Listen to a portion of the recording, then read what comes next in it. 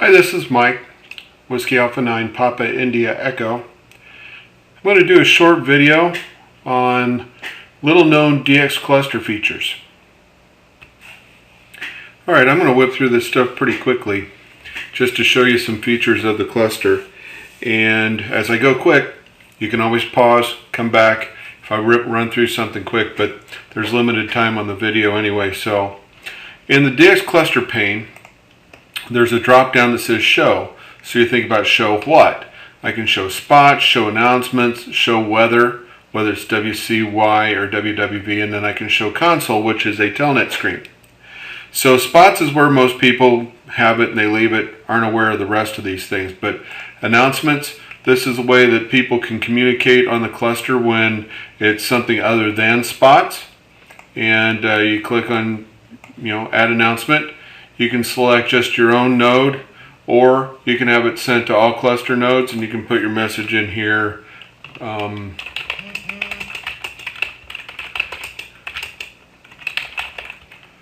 If you want to send a message or send an announcement here, and then it'll pop up. I just sent that to my own node, but I could have just easily sent all nodes. Another one that is useful is WWV. Outside the United States, WCY is popular, but I've got mine configured for WWV. About every 3 hours you can see that there's new weather information being routed, and it's a handy place to find it. Then there's console. So the console is a telnet screen that shows you all of the activity that's going back and forth between the cluster. So what you'll see here is, and by the way, here's the announcement. You can see that that got sent.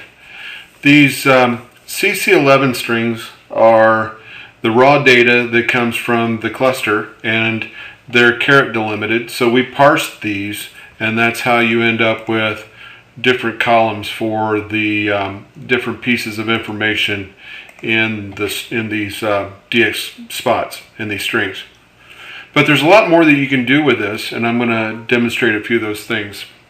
One is when you get connected, there'll be announcements, and I'm scrolling all the way up to the top, but because spots are still coming in, we're going to continue to have this screen scroll. So I'm going to click a button here called View, which takes all of the cluster data and puts it in Notepad so I can kind of scroll through it at my own pace. You can see all that CC11 formatted text there, but when you connect, you don't normally see this, but there's a message that's a welcome message, followed by a login screen.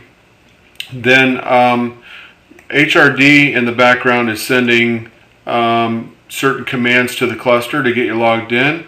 There's a response that says welcome to whatever cluster you're connecting to. I've got a message here that makes a recommendation about how to filter spots, which is kind of handy. I'll get back to that in a moment. And then tells you the uptime, how many people are on the local cluster node. I'll show you that in a moment. And then there's almost 3,000 users that you can connect to from the cluster here. So that's pretty much what I'll say about that. Then one of the things I mentioned, filters. We can see what our filters are by typing show filter, or SH filter, and that will show that the filters, I decided a long time ago to filter out the W1AW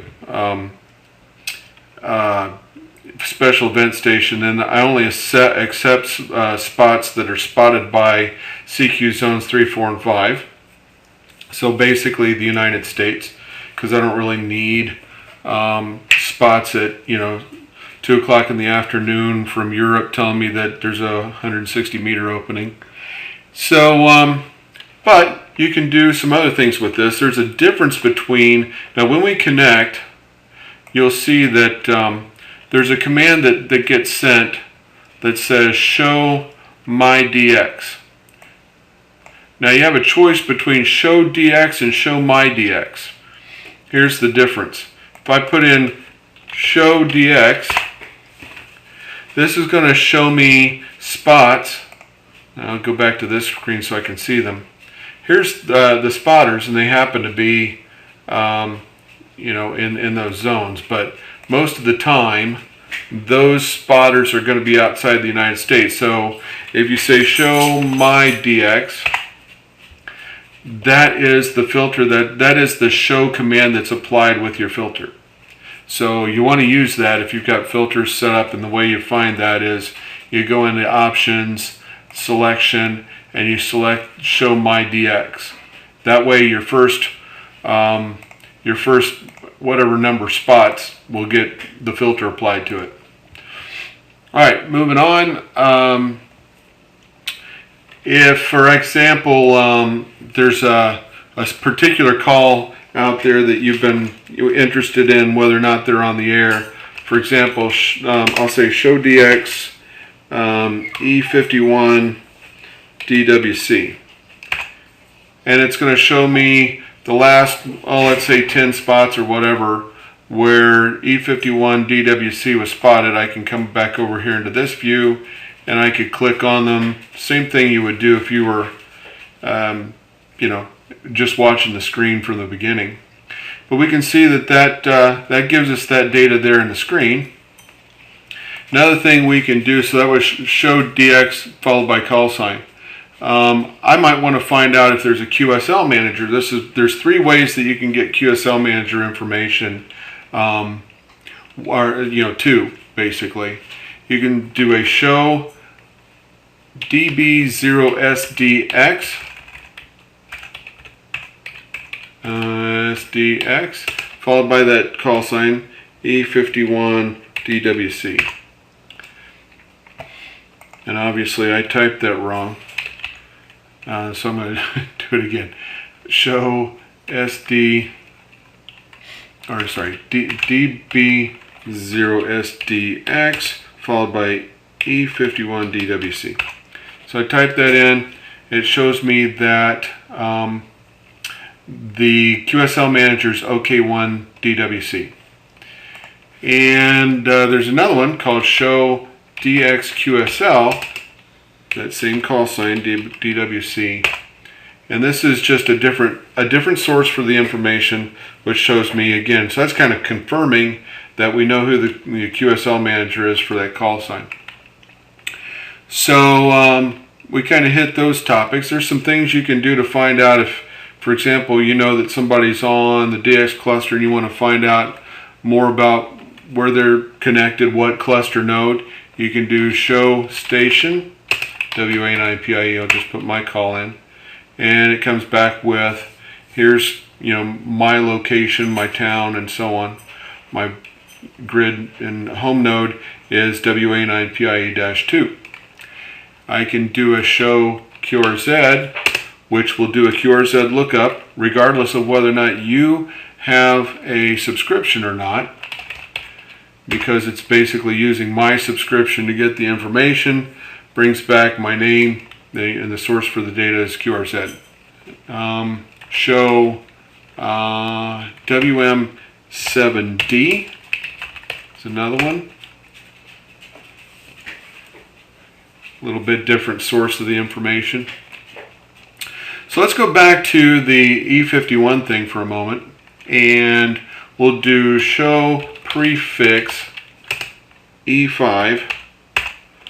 That shows you what the E5 prefixes are in the system. Show DXCC for E5. That shows you the North Cook. Did I do? Yeah, showed me this, and then it also showed me the spots for the recent spots for that. And I might want to know what's the maximum usable frequency for E5. That gives me that information. I might want to know, just getting off that for the moment, what contests are underway right now, or what's the contest calendar. And I'm going to pull this out again to a view box, go to the bottom, and you can see this whole list of all the contests that are, it's basically the contest calendar for a certain period of time. I can do a show DX stats, and this will show me the number of spots by day for the last month, which is kind of interesting. You can see what the busy days were. I can do show HF stats, which will show it by band. So I'm going to pull this out again to a text box. And so you can see 160 meters, 80 meters, 60, and so on. You can see the number of spots by day, by band. That's kind of interesting. Show HF table,